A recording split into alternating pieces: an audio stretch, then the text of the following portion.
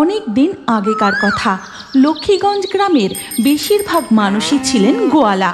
তারা দুধ, ছানা, ঘি বিক্রি করেই জীবনযাপন করত। কিন্তু হঠাৎই এই গ্রামে রহস্যজনকভাবে গরু চুরি হতে লাগলো। আজ এর বাড়ির গোয়াল থেকে তো কাল ওর বাড়ির গোয়াল থেকে গরু চুরি হতেই থাকলো। হায় হায় হায়, নন্টের বাবা, তাড়াতাড়ি ঘর থেকে বেরিয়ে দেখবে, আসো গো, আমাদের গোয়ালে যে লক্ষ্মী নেই। হায় হায় হায়। এইভাবেই দিনের পর দিন গরু চুরি হতেই থাকলো। অনেক পাহারার ব্যবস্থা করেও আজ পর্যন্ত চোর ধরা পড়েনি।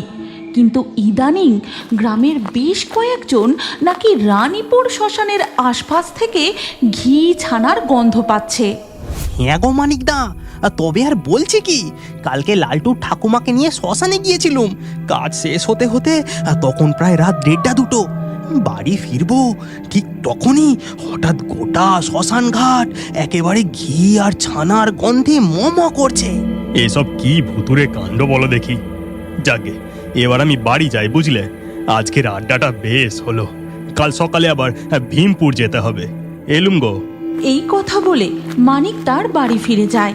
এর পরের দিন ভোরবেলায় মানিক দুধ নিয়ে ভীমপুর যাওয়ার জন্য প্রস্তুত। সাবধানে যেও, আর কাজ মিটিয়ে তাড়াতাড়ি ঘরে ফিরে এসো, কেমন? দুগ্গা দুগ্গা দুগ্গা দুগ্গা। মানিক তার সাইকেল নিয়ে ভীমপুরের উদ্দেশ্যে রওনা দিয়ে দেয়, আর রত্না গোয়ালে গিয়ে তাদের কপিলা গরুকে খেতে দেয়। বাছা কপিলা আমার, মন ভরে খা, তুই যে আমাদের সংসারের লক্ষ্মী রে। আর শোন কপিলা, গ্রামে এখন গরু চুরি হচ্ছে।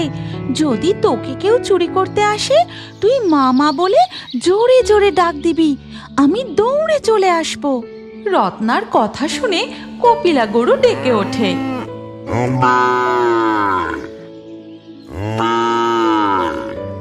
যেন সে তার মালকিনের সব কথা বুঝতে পেরেছে। হয়েছে হয়েছে, আমি তোকে এখন ডাক দিতে বলিনি। এরপর দিন গড়িয়ে সন্ধ্যা হয়। সন্ধ্যাবেলা রত্না রান্নাঘরে যখন রান্না করতে ব্যস্ত, ঠিক তখনই একটা গরু তাদের উঠানে ঢুকে গোয়ালের সামনে গিয়ে দাঁড়ায়। তারপর হঠাৎ গরুটা একটি বউয়ের রূপ ধারণ করে। ও নিতাই খুড়ো, ঘড়ির কাঁটাটা দেখেছ? কটা বাজে? যাকে দোকান যখন বন্ধ করনি, তাও আমাকে 1 কাপ গরম গরম চা দাও দেখি। হ্যাঁ হ্যাঁ, দিচ্ছি। আজ দোকানে মেলা খদ্দের ছিল। তা এত রাতে তুই কোথা থেকে ফিরছিস? এই বলে নিতাই চাওয়ালা মানিককে 1 কাপ চা দেয়। চায়ে চুমুক দিয়ে মানিক বলে, আর বলো না, ভীমপুরে এক বাড়িতে দুধ দিয়ে আসতে গেছিলুম গো, কাল ওনার মেয়ের জন্মদিন। এরপর মানিকের চা খাওয়া হয়ে গেলে সে তার সাইকেল নিয়ে বাড়ির উদ্দেশ্যে রওনা দেয়। ওদিকে তখন মানিকের বউ রত্না, লোকটা যে এখনো ফিরলো না, কতটা রাত হয়ে গেল, এতক্ষণ তো লোকটার ফিরে পড়ার কথা। মানিক আপন মনে গুনগুন করতে করতে সাইকেল চালাতে থাকে।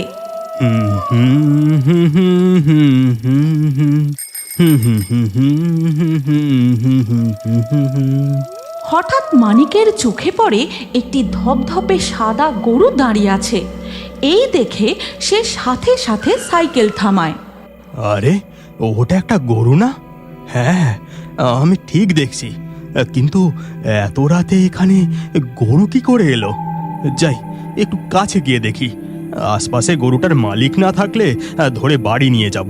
না জানি কার গোয়াল থেকে পালিয়ে এসেছে। মানিক গরুটির কাছে যেতেই গরুটি হাঁটা শুরু করে। মানিকও তার পিছু নেয়। এই গরু, কোথায় যাচ্ছিস? দাঁড়া, দাঁড়া বলছি, আয় আয়। গরুটি কিন্তু দাঁড়ায় না। মানিক গরুটিকে ধরার চেষ্টা করলেও গরুটি আরো জোরে হাঁটতে থাকে। এইভাবে মানিক পিছু করতে করতে সে জঙ্গলের গভীরে ঢুকে যায়। দাঁড়া বলছি, আয় এদিকে আয়, এদিকে আয়। এরপর গরুটা চোখের পলকে হঠাৎ অদৃশ্য হয়ে যায়। মানিক অনেক খোঁজাখুঁজি করেও আশেপাশে কোথাও গরুটাকে দেখতে পায় না। কিন্তু হঠাৎ এ কি, ঘি তৈরির এত তীব্র গন্ধ কোথা থেকে আসছে?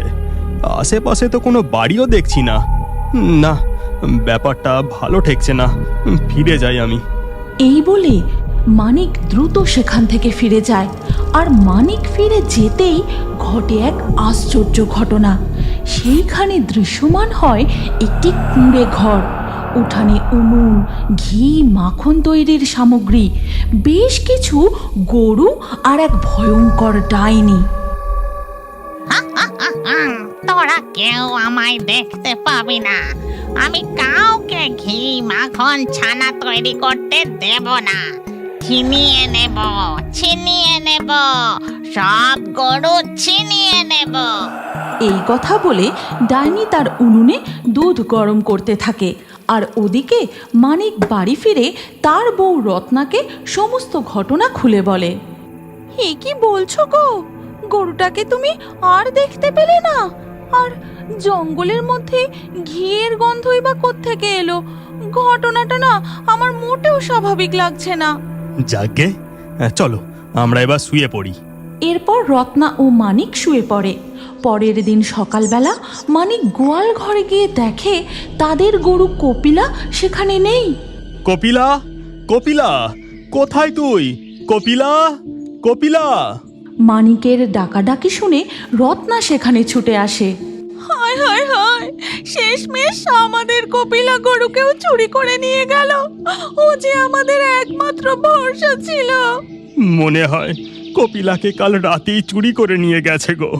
ওদিকে দেখা যায় ওই ডাইনি তার উঠানে কপিলা গরুর দুধ দুইছে। চুপ, একদম নড়বি না, চুপচাপ দাঁড়িয়ে থাকবি। এই বলে ডাইনি 2 বালতি দুধ দোয়। তারপর তার উনুনে দুধ গরম করে ছানা তৈরি করতে থাকে। হাটের মিষ্টির দোকানে শুধু আমার তৈরি ঘি, ছানা, মিষ্টি বিক্রি হবে। আমি একে একে সব গোয়ালার গরু ছিনিয়ে নেব। এরপর ডাইনি বউয়ের রূপ ধারণ করে তার তৈরি মিষ্টি নিয়ে হাটের দিকে চলে যায়। আর ডাইনির কুঁড়ে ঘর, উনুন, সমস্ত গরু আবার অদৃশ্য হয়ে যায়। রসগোল্লা নিয়ে যাও গো, রসগোল্লা, ঘি, ছানা, ক্ষীর সবই পাবে, একেবারে টাটকা তৈরি। হাটে একের পর এক সব মিষ্টির দোকান বন্ধ হয়ে যাচ্ছে। আর দেখো এই বউটার দোকান রমরমিয়ে চলছে। বউটা কোন গ্রাম থেকে আসে কি জানি। এরপর ঘেটু বউটার দোকানে গিয়ে তাকে জিজ্ঞাসা করে, আচ্ছা বলি তুমি কোন গ্রাম থেকে আসো গো? আর তোমার দোকানে এত মিষ্টি, ছানা, তা তোমার কটা গরু আছে? অত জেনে তোমার কি কাজ বাপু? মিষ্টি কেনার হলে কেনো, না হলে চলে যাও। দেখছি তোমার খুব দেমাগ। না, আমি তোমার দোকান থেকে মিষ্টি নেব না। ওদিকে রত্না আর মানিক তাদের গরু খুঁজতে খুঁজতে জঙ্গলের সেই জায়গাটায় এসে পৌঁছায়। আশ্চর্য ব্যাপার, জঙ্গলের এখানে এতটা অংশ পুরো ফাঁকা। আচ্ছা, তুমি ঠিক দেখেছিলে কালকে ওই গরুটা এখানেই হঠাৎ অদৃশ্য হয়ে গিয়েছিল? হ্যাঁ গো গিন্নি। এখানে তো আমরা কিছুই দেখতে পেলাম না। চলো এবার চলে যাই। রত্না ও মানিক জঙ্গল থেকে বেরিয়ে রাস্তায় উঠতেই তাদের সাথে ঘেটুর দেখা হয়। কি গো মানিকদা, এই জঙ্গলে কি করছো? তারপর মানিক সমস্ত ঘটনা ঘেটুকে খুলে বলে। আর সব কিছু শুনে ঘেটু বলে, জানো মানিকদা, হাতের ওই মিষ্টির দোকানের বউটা ভারী অদ্ভুত।